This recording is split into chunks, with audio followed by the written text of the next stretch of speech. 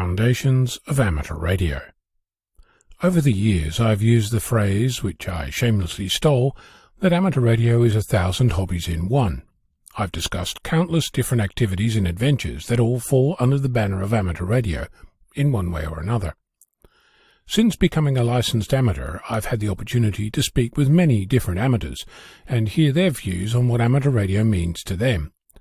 Based on their responses, I've often found myself exploring new aspects of the hobby and discovering new and interesting ways to participate in this community.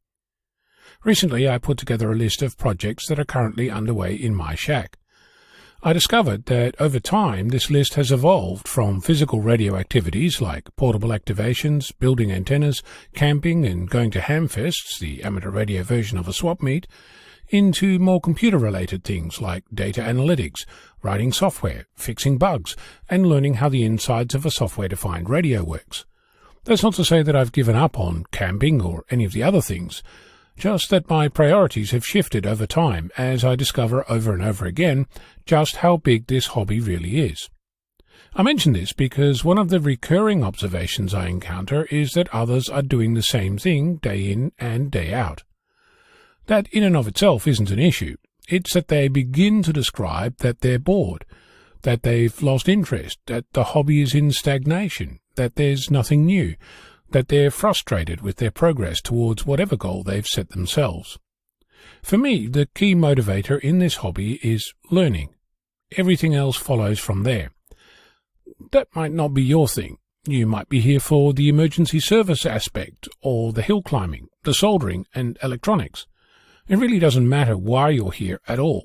What keeps it fresh is trying new things.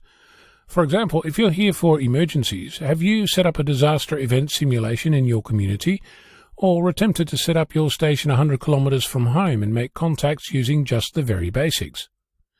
If you're into soldering and electronics, have you ever designed your own circuit board, had it manufactured, or even manufactured it yourself, built the project and tested it?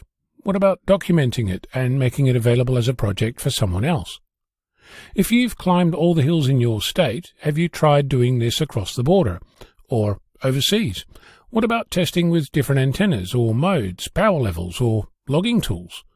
The point being that it's easy to keep doing the same thing.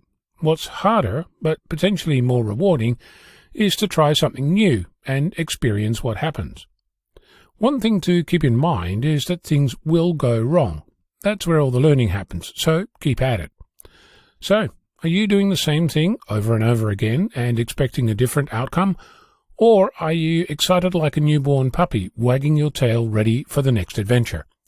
I'm Ono, Victor Kilo 6, Foxtrot Lima, Alpha Bravo.